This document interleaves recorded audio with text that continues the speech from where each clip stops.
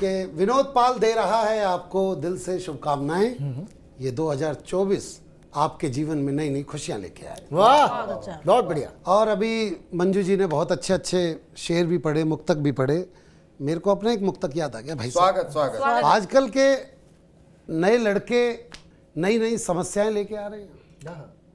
इश्क 100 समस्याओं की जड़ जरूर है, लेकिन इश्क ही 1000 समस्याओं का समाधान भी है। तो वो समस्याएं और वो सारी की सारी, एक लड़का अपनी गर्लफ्रेंड से बोला, भाई साहब स्वागत है कि तुम मुझसे मोहब्बत परमानेंट नहीं करती हो, कि तुम मुझसे मोहब्बत अब परमानेंट नहीं करती हो, मेरी वफाओं के साथ जजमेंट नहीं करती हो, और 24-24 घंटे रहती हो ऑनलाइन फेसबुक पर, और 24-24 घंटे रहती हो ऑनलाइन फेसबुक पर, मेरी तो किसी भी फोटो पे लाइक और कमेंट नहीं करती हो। अच्छा, क्या बात है विनोद जी, बहुत अच्छे विनोद जी। ये इस तरह के हालात हो रहे भाई से, मैं बतलाता रहूं आपको, लेकिन मैं बतलाना चाहता हूं। देखिए, एक प्रेम कैसे आपका जीवन बदल देता है जी। एक कविता आपके बीच में रखना चाहता हूं भाई स्वागत साहब, विनोद जी, स्वागत। क्योंकि जरूरी ये इसलिए है क्योंकि ये मेरे प्रेम के ऊपर बनी हुई मेरी खुद की कहानी है।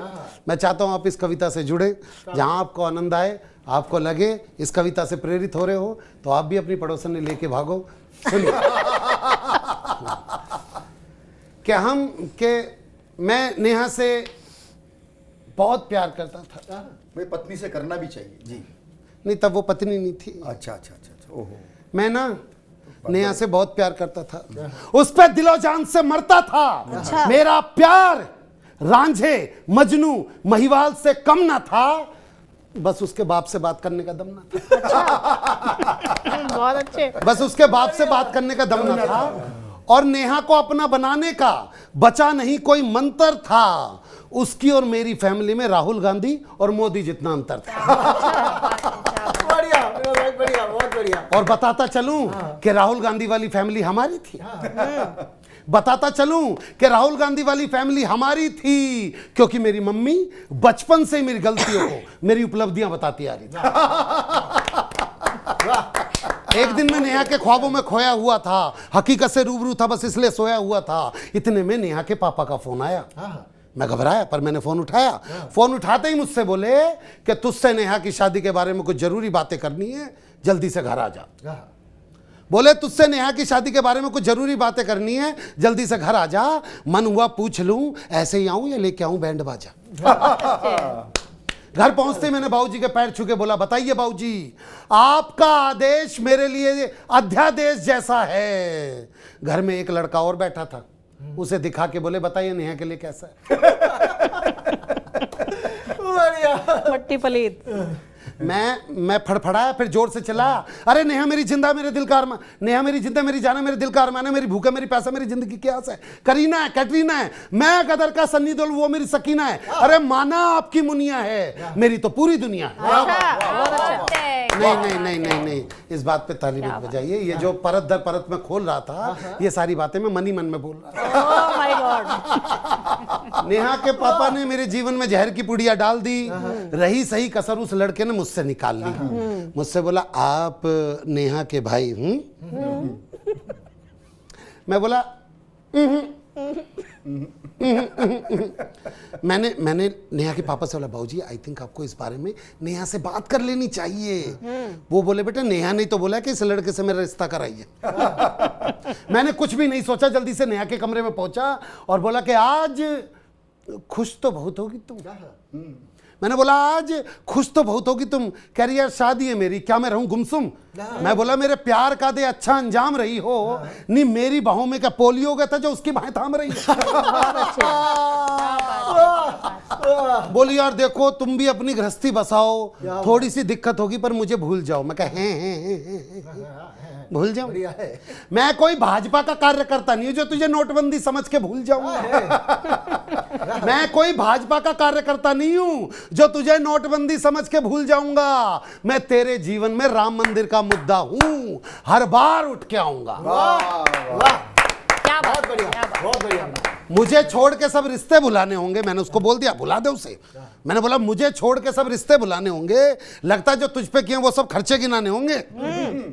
क्या आईफोन तुझे दिलाया था, सारे शहर में घुमाया था, चाइनीज प्लेटर जाने क्या क्या खिलाया था, बहन की शादी में 10,000 का लहंगा दिलाया था, तूने बोली थी पाई पाई चुका दूं, क्या एक भी पैसा लौटाया था। तेरे जिस चाचा ने आशिकी के चक्कर में मेरा सर फुड़वाया था, कोविड के टाइम पे उसके लिए रेमडेसिविर मैं ही लेके आया था। क्या बात है, अच्छा है। समर्पण है।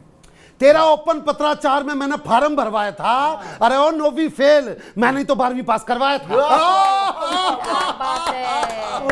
कि खुद ईंट से एड़ियां रगड़ ली मैंने बोला भाई साहब उसको कि खुद ईंट से एड़ियां रगड़ ली मैंने, पर तेरी पेडिक्योर कभी छूटने नहीं दी। अनुज भाई तुम गांव के लड़के हो, मैं तुम्हें बता देता हूँ पेडिक्योर क्या होती है। ये जो तुम अपने घर के बाथरूम में टूटी को खोल के और टूटी को पकड़ के अपनी एड़ियों को रगड़ते हो ना, ये महिलाएं उसके भी 3,000 रुपए देके आती हैं। It is called pedicure. तो मैंने उसे बोला कि खुद ईंट से एड़ियां रगड़ ली मैंने, पर तेरी पेडिक्योर कभी छूटने नहीं दी, और जो तुझे स्कूटी दिलवाई थी ना, कितनी भी मंदी आई उसकी एक किस्त भी टूटने नहीं दी। क्या बात है, वाह वाह। और ऐसा प्रेम जो मैंने किया रसिक जी कोई कर ही नहीं पाया। इन 2 पंक्तियों में देखना मेरा प्रेम किस चरम सीमा पे पहुंच गया। मैंने उसे बोला कि तेरी सभी यादों को दिल में महफूज किया है मैंने। अच्छा। अगली पंक्ति भाई साहब दिल दहला देगी। ऐसा मोहब्बत ना तो आज तक हीर रांझा ने करा, ना लैला मजनू ने करा। वो पंक्तियां सुनना। मैंने उसको बोला कि तेरी सभी यादों को दिल में महफूज किया है मैंने, लूज मोशन में तेरी पेट की गुड़गुड़ को भी महसूस किया मैंने। जितना खर्चा किया है वो सारा का सारा लौटाओ, कितनी आसानी से कह दिया भूल जाओ। वाह वाह वाह। मैं तेरी बेवफाई को, मैंने उसे बोला मैंने बोला कि मैं तेरी बेवफाई को, अब देखना इस एक लाइन में आपको गालिब वाली फीलिंग आएगी। गालिब वाली। सुनना मंजू जी, आपने बहुत अच्छा पढ़ा, ये पंक्ति सुनना। मैंने उसको बोला कि मैं तेरी बेवफाई को तेरे दिल पे लिखे मेरे नाम को धोने नहीं दूंगा। अब जिसने धड़कन फिल्म देखी होगी मेरे साथ डायलॉग बोलेगा। मैंने उसे बोला कि मैं तेरी बेवफाई को तेरे दिल पे लिखे मेरे नाम को धोने नहीं दूंगा, और मैं तुझे भूल जा यह नहीं सकता, और तू मुझे भूल जाइए मैं होने नहीं होने नहीं दूंगा। बस यही गलती होगी मेरे चिल्लाने में। क्या बात है, क्या बात। बस यही गलती होगी मेरे चिल्लाने में। उसके बाप और भाई ने 1 मिनट लगाया ऊपर आने में। उसके पापा बोले मैं तुझे 5 लाख रुपए देता हूं, क्या तू मेरी बेटी के जीवन से निकल सकता है। के भाई खरीद रहे थे आपके भाई को। अब जिसने घातक फिल्म देखी होगी मेरे साथ आगे का डायलॉग बोलेगा। बोले मैं तुझे 5 लाख रुपए देता हूं, क्या तू मेरी बेटी के जीवन से निकल सकता है। मैं तुझे 5 लाख रुपए देता हूं, क्या तू मेरी बेटी के जीवन से निकल सकता है। मैं बोला ये मजदूर का हाथ है कातिया, लोहे को पिघलाकर उसका आकार बदल सकता है। क्या चैलेंज है, क्या धमकी है। बस फिर क्या था, फिर मारने लगे। बस फिर क्या था, फिर मारने लगे, इश्क का भूत उतारने लगे। मारते जा रहे थे, इस बात का गम नहीं है। साले मारने में बाहुबली 2 की तकनीक लगा रहे थे कि मारते जा रहे थे, इस बात का गम नहीं है। मारने में बाहुबली 2 की तकनीक लगा रहे थे कि बाहुबली 2 की तकनीक में लगा रहे थे भेजा राजकुमारी नादवे मणिबंधम बहिर्मुखम तेजा। और उनसे पिटपिटा के जब मेरे दोस्त मुझे हॉस्पिटल की तरफ लेके जा रहे थे, स्कूटी के बीच में बैठा रखा था मुझे, और उनसे पिटपिटा के जब मेरे दोस्त मुझे हॉस्पिटल की तरफ ले जा रहे थे, मन ही मन में हरामखोर एक ही गाना गा रहे थे, जाने नहीं देंगे तुझे, जाने तुझे देंगे नहीं। फिर वो दिन हुआ, वो लड़का गली में बारात लेके आया। फिर ये दिन आया कि वो लड़का गली में बारात लेके आया। मैं भी घर से बाहर निकला और चिल्लाया, आ गए मेरी मौत का तमाशा देखने के लिए। क्या बात है। बहुत अच्छे भाई। ये बात उस लड़के के दिल को भा गई, ये बात उस लड़के के दिल को भा गई। भाई साहब उसको मेरे ऊपर दया आ गई। उसने लड़की का हाथ मेरे हाथ में थमाया। भाई साहब आपके भाई ने भी मौका नहीं गवाया। उसने लड़की का हाथ मेरे हाथ में थमाया, मैंने भी मौका नहीं गवाया। ढोल वाले से ढोल छीना, गले में लटकाया, जोर जोर की बजाया और साथ में गाया कि दुनिया में कितनी है नफरतें, फिर भी दिलों में है चाहते, हाय हाय। मर भी जाएं यार वाले, मिट भी जाएं प्यार वाले, जिंदा रहती हैं फिर भी मोहब्बतें, जिंदा रहती हैं फिर भी मोहब्बतें। और ये जो घटना सुनाई ये बिल्कुल एकदम सच्ची है। आज उसी नेहा से मेरे घर में नुपुर नाम की 5 साल की बच्ची है। आज उसी नेहा से मेरे घर में नुपुर नाम की 5 साल की। वाह, बहुत बढ़िया, बहुत सुंदर, बहुत